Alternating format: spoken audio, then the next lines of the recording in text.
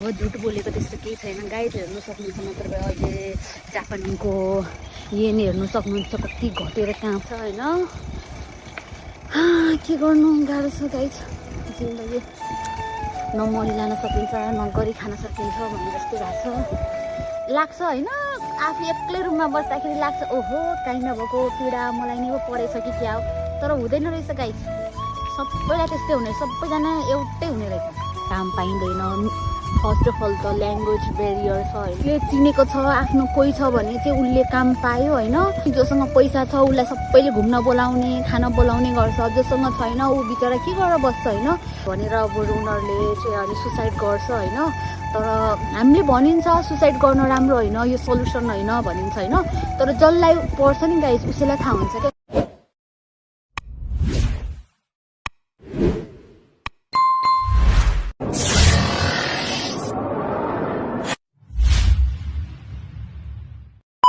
पैसा सैसा होस् अनि त्यसपछि क्याम्पिङ गर्ने भनेको गाइज खोइ सब्सक्राइबरै हुँदैन। अब कामको कमाइले पैसा पुग्दैन, खाना बस्नु लास्टै अब हजुरहरूलाई थाहा छ होला होइन।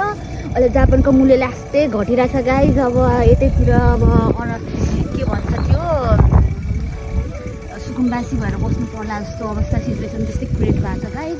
पैसा अब नेपाल पठाउन सक्ने क्षमता अब छैन, सकभर अब नेपालबाटै पठाएर खानु पर्ला जस्तो अवस्था आएको छ। साह्रै गाह्रो भएको छ।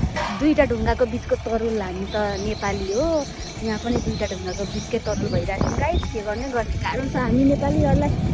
त्यत्रो दुःख गरोरो खानेकुराहरू लास्टै महँगो, हरेक कुराको ट्याक्स है यताउता गर्दाखेरि त केही रमाइलो छैन जिन्दगी गाइज। यो आज देख्नुभयो होला रमाइलो गरेको धेरैचोटि सोच्दा सोच्दा सोच्दा सोच्दा अनि ल ठिक छ यतिको मान्छे अलिअलि घुम्न पर्ला भनेर मात्र आएको गाइज। नत्र भए गाह्रो छ हामीलाई।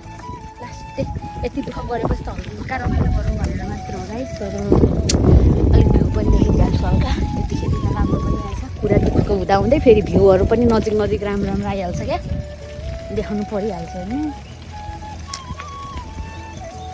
अब झुट बोलेको त्यस्तो केही छैन गाइज। हेर्नु सक्नुहुन्छ मतलब अहिले जापानको येन हेर्नु सक्नुहुन्छ कति घटेर कहाँ पुगिसकेछ होइन। के गर्नु गाह्रो छ गाइज जिन्दगी। न मनी लान सकिन्छ न गरी खान सकिन्छ भन्ने जस्तै भएको छ। अब कुन दिन आफूले आफूलाई नचिनेला त्यस्तो सिचुएसन क्रिएट हुन आँटिसक्यो।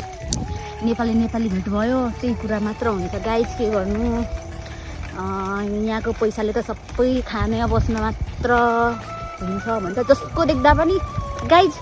आफ्नो एकजनाको मात्र होइन फेरि लाग्छ होइन। आफू एक्लै रुममा बस्दाखेरि लाग्छ ओहो काहीँ नभएको पीडा मलाई नै परेछ कि क्या हो, तर हुँदैन रहेछ गाइज। सबैलाई त्यस्तै हुने, सबैजना एउटै हुने रहेछ।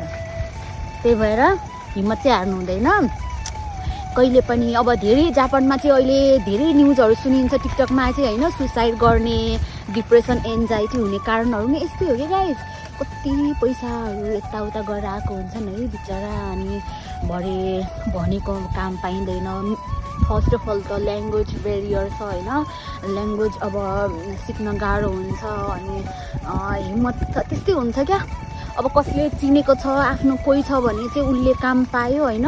नत्र भए चाहिँ कोही चिनेको छैन भने चाहिँ रुममा बसिराखो यत्तिकै डिप्रेसन एन्जाइटीहरू हुन्छ कि गाइज। अनि अब त्यही त हो नि, जोसँग पैसा छ उसलाई सबैले घुम्न बोलाउने खाना बोलाउने गर्छ, जोसँग छैन ऊ बिचरा के गरेर बस्छ होइन। अनि ऊ एक्लै भएपछि उसको सोच्नको लागि केही हुँदैन। अब नेपालमा फोन गर्दा पनि कति न गर्लास के नै गर्लास भनेर तँलाई विदेश पठाएको लास्टमा त यस्तो निस्किस यताउता त गर्न नसक्ने रहेछस् भनेर झन् डिमोटिभेट हुन्छ उनीहरू। अनि यता हेर्दा उता हेर्दा होस् भनेर बरु उनीहरूले चाहिँ अनि सुसाइड गर्छ होइन। तर हामीले भनिन्छ सुसाइड गर्न राम्रो होइन, यो सल्युसन होइन भनिन्छ होइन। तर जसलाई पर्छ नि गाइज उसैलाई थाहा हुन्छ क्या कुन सिचुएसनबाट ऊ गुज्रेको हुन्छ होइन। त्यही भएर कसैलाई नि यत्तिकै जज नगरिदिनु होइन। अब विदेशमा छ भन्दैमा ठुलो मान्छे भयो फोन उठाएन या त्यहाँ एकछिन घुमेको छ कार चढेको छ भन्दैमा फल्नाले यत्रो कमायो होला यस्तो ठुलो भयो या त्यहाँ नभनिदिनु होला होइन। के थाहा बिचरा होइन। अब कसरी ऊ चढेको छ, के गरेर चढेको छ, कति दुःख गरेर ऊ त्यो ठाउँमा पुगेको छ, या कोही साथीको गाडीमा चढेको छ कि के थाहा होइन। त्यही भएर त्यत्तिकै जज नगरिदिनु होला, हजुरहरूले पनि बुझिदिनु होला होइन। अनि त्यही भन्न चाहन्छु। अनि डिप्रेसन, एन्जाइटी सबैलाई हुन्छ गाइज, यसमा अप्ठ्यारो मान्नुपर्ने कुरा छैन होइन। अहिले त म्याक्सिममलाई नै हुन्छ क्या, नेपाली होस् चाहे विदेशी होस् सबैलाई हुने कुराहरू हो। त्यही भएर अब हिम्मत हार्नु हुँदैन। म चाहिँ गर्न सक्छु भनेर आजको दिन खराब भयो त के भयो नि गाइज, भोलिको दिन राम्रो हुनसक्छ नि होइन, कसलाई के थाहा छ र। त्यही भएर हिम्मत चाहिँ हार्नु हुँदैन, त्यही हो गाइज।